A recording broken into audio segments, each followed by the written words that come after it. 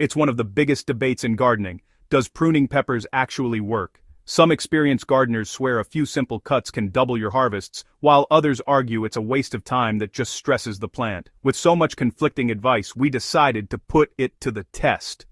We designed a simple, controlled experiment: 1 growing season, 3 identical pepper plants, and 3 distinct pruning styles. To ensure a fair test, we controlled every variable: the soil mix, the watering schedule, and over 8 hours of daily sunlight. Pruning would be the only difference.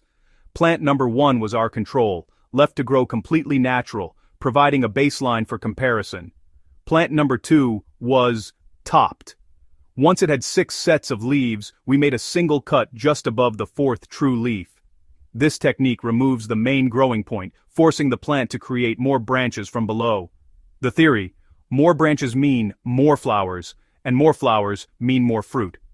Plant number 3 was selectively pruned later in the season.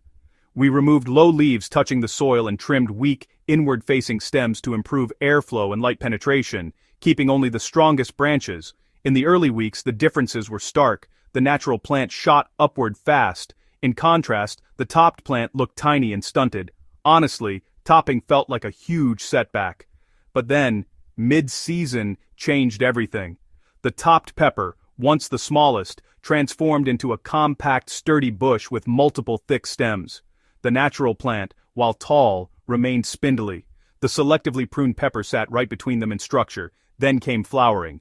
The topped plant absolutely exploded with buds on every new branch tip. The natural plant had flowers too, but they were concentrated at the top. As expected, the natural pepper made fruit the earliest, but the topped pepper, though it took longer, set a massive number of fruit sites all over its bushy frame.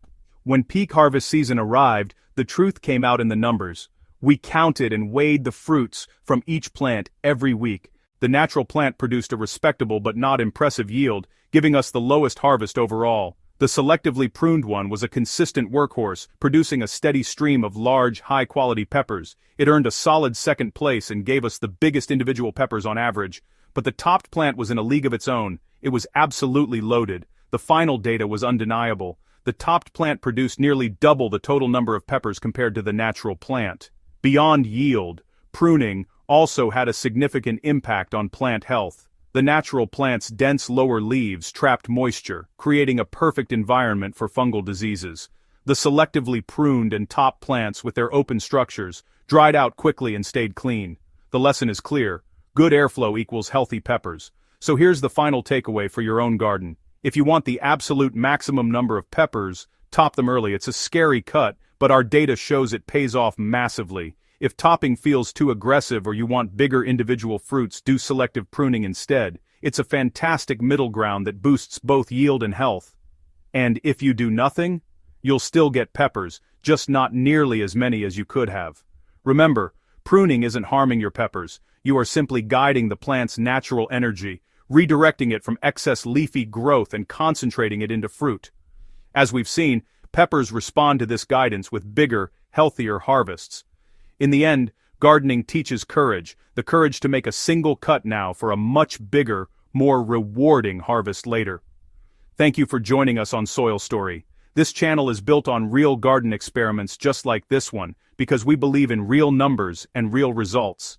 If you enjoy this data-driven approach, please subscribe and share this video with anyone you know who grows peppers. Let's end the debate together. Let us know in the comments which gardening myth you think we should test next.